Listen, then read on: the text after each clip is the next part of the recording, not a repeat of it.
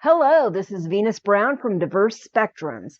Today, we're going to be talking about the egg inflation. Now, I wrote the original blog for this back in the winter, so at the time, it said egg inflation prices were up 60%. That number may be different by this point. In our household, we go through a lot of eggs. Most of us like them. They provide healthy protein and are even a good main or side food for my pescatarian child, technically young adult. Usually when we go shopping, we'll add an extra large carton of 18 eggs to get us through about a week or a weekend, depending. I don't even think about the cost really, just that we need eggs and I won't go a week without them. I understand the health benefits, the myths of them being unhealthy, the old line that you should only eat 1 or 2 a week, and then the more recent studies saying that that's just simply wrong. Heck, when I go through the grocery store, I tend to pay more attention to calories, fat, the good versus the bad fats, sugar, and sodium, than I ever do the cost of most things. I'll try to pick the most cost-effective item from a selection of brands or generics, but I don't really focus on the actual price that much. Still, when I picked up eggs around Christmas time last year, I noticed the price tag. My 18 egg purchase usually had a sticker somewhere under $2, but I really noticed the over $4 price tag. I did a double take and started scanning the prices of all the eggs on the shelves. I caught myself blurting out, "What the heck's going on with the price of eggs right now? Why is it so high?" I picked them up anyway because $4 isn't going to stop me from feeding my family eggs the next few days or week, but I definitely noticed.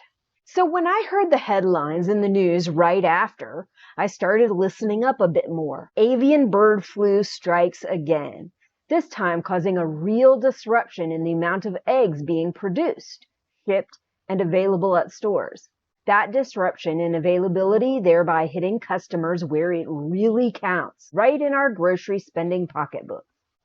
While I barely even notice the price of eggs usually, and tend to buy mostly whatever groceries anyone in our family wants, there are plenty of others who don't have such privilege. What I see as paying a couple extra dollars for something that brings a little joy and more fulfilling meals for a while can feel like a real kick and just another increase of the already many basic food items that many families depend on for sustenance and survival. What is really going on with this? Now that this has been going on for quite a while and more information is available from news sources, data, and research, we can look a little deeper than just the avian flu disrupting portions and costs of eggs. As written January 23rd in CNBC, egg prices have soared in 2022, increasing 60% on average from the year before.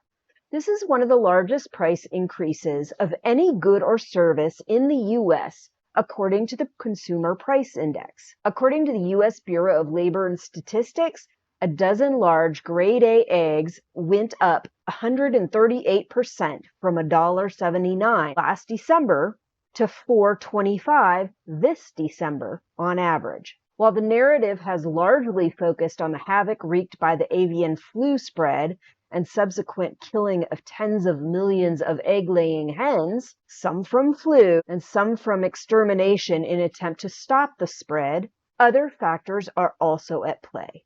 Cal-Maine's Vice President and Chief Financial Officer Max Baumann claimed the egg market is intensively competitive and highly volatile, even under normal circumstances. Expenses for feed, labor, fuel, and packaging also play a role. And there's the issue with shipping and inflation in the food industry. According to Angel Rubio, an analyst at Urner Barry, a research marketing firm on wholesale food industries, during the last bird flu outbreak in 2015, every 1% decrease in the number of egg-laying hens contributed to an average price increase of 6% to 8% in wholesale eggs.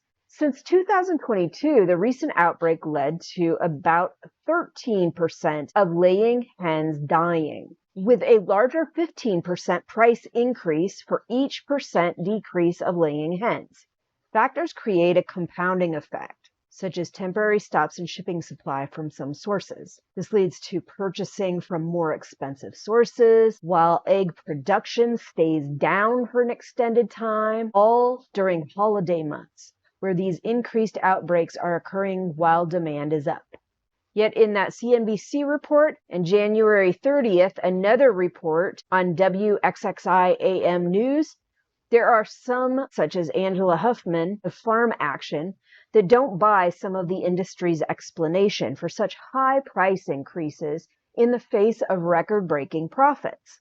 For that reason, Farm Action sent a letter to the Federal Trade Commission requesting investigation of the egg industry, claiming price gouging, profiteering, and foul play. As reported by Jasmine Singer, while production costs were said to have been up, hen egg production actually increased to record-breaking levels. So in spite of the reduced populations of hens, their egg production gross profits increased tenfold. Wendong Zhang, an agricultural economist at Cornell, explained that some discrepancies may be explained because small farms could lose entire operations from one small outbreak, while large producers may be less likely to get hit with losses. There can be huge inequities between large and small producers because of these factors. One article covered some interesting facts about how the current avian flu has affected a variety of birds this time around. In a personal finance article from CNBC back in November, Greg reported that while egg prices increased 10% in October, chicken prices actually went down 1.3% that same month. This was said to be because laying hens were heavily struck down by the flu. Broiler chickens that are raised for meat for 5 to 9 weeks were mostly untouched by the avian flu, and their births were up, so costs went down. Laying hens are kept alive much longer than broiler chickens, and broiler chickens are a different breed of chicken. The hens don't reach peak production till 5 or 6 months after they're born. Just keeping them alive much longer makes them much more susceptible. This round of avian flu had impacted about 50.3 million birds total by the end of October. That included birds like turkeys and ducks. While bird flu usually occurs during warmer months, this time it occurred later, just in time to disrupt the peak holiday meal planning when demand was high. It was a perfect storm, so to speak. Apparently, while avian flu is usually spread easily by wild birds like ducks and geese, it is also extremely contagious and lethal. According to the CDC, it kills 90 to 100% of chickens within about 48 hours from contamination. Even if some of the birds lived, farmers are supposed to kill the rest to prevent any further spread. At the time from February to late October 2022, spread led to the demise of 37 million egg-laying hens. To be sure, egg price increases can be a big deal in many American households. Christopher Brooks reported on some of this on January 14th. It can be a real struggle, especially as many have increased egg intake while decreasing meat intake, such as beef and venison. More families eat eggs as a primary source of protein. Demand for eggs has risen at a time when nearly 58 million birds were infected with the avian flu. In some states, it has become more difficult to find eggs on the shelves, but that hasn't been a big issue overall, since the amount of egg-laying hens was only reduced by 5 to 6% overall. I myself haven't had any problems finding eggs, unlike some food items, like whole cut-up chicken and mixed bags of fruit, and certain specialty items. Those are a few of the things I'm finding less available now. Still, the cost increases are causing some to rethink some of their spending. One idea reported in Money Watch is for some families to build their own chicken coop. They would be able to supply all their egg-eating needs from their own chickens. I personally think that would be a good thing if it were to truly take off. It's educational, promotes increase in self-sufficiency, makes family members think more about their food, the life consumed when we eat, how it's produced, where it comes from, the work it takes to bring that food to the table, and on and on.